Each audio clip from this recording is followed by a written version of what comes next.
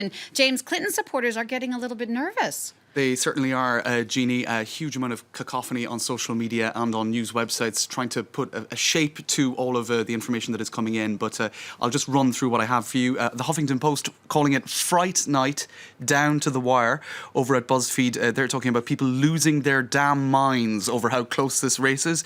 And one quote from social media: chances of me having a heart attack in the next couple of hours are too close to call. One would suspect that that's probably a Clinton supporter. Over at Breitbart.com, which is essentially aligned with the Trump campaign, they're talking about Mr. Brexit. Prediction markets say it's Trump. So a lot of confidence coming from the pro-Trump websites. This is from a little bit earlier on in the evening. Donald Trump speaking about voting machine problems, etc. Just that has been a theme of the evening. People are putting up images that would suggest that there were voting machine problems. Now that doesn't really seem to stand up to examination. You have Electionland over at ProPublica.org talking about these viral rigged voting machines. Actually, in a lot of cases, that was a simple case of error. And in the case of that video earlier, that gentleman was in fact able to vote. Nate Cohn of the New York Times: we have Trump as a slight favourite in both Michigan and Pennsylvania. Clinton as a slight favourite in Wisconsin. She needs all three. Of Politico, John Ralston saying, man, the way tonight is going, even Ralston could be wrong. So a lot of predictions seeming to be not so reliable. This is Max Fisher on Twitter talking about how a possible Trump victory might look, with, of course, the swing states in question, in that case, going to him.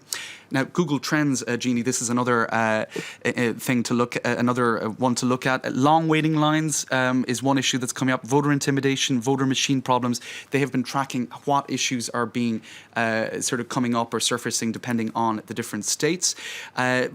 Staying in line, long lines, as I mentioned there, a lot of people encouraging voters where the polls are still open to stay in line because this is such a close race.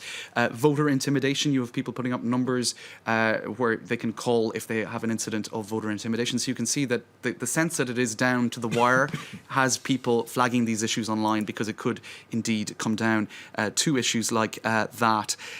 Remember, if you are in line at the polls before they close, they have to let you vote. That's a Hillary Clinton supporter.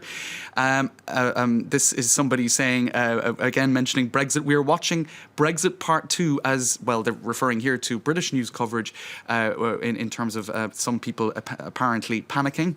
Astonishing and shameful that the hate for Hillary Rodham Clinton outweighs the hate for Trump.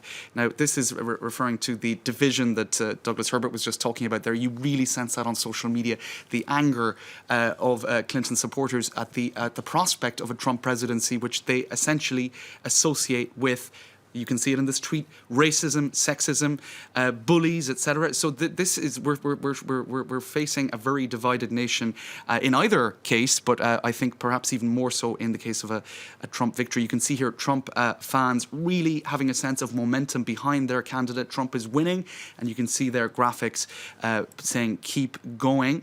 What else do we have now? This is an interesting one. A fifth of all US election tweets have come from bots. So a lot of what we're seeing on social media, can we be sure it's coming from real people? There's a real effort on both sides, I would say, to give a sense that the momentum is behind their particular candidate.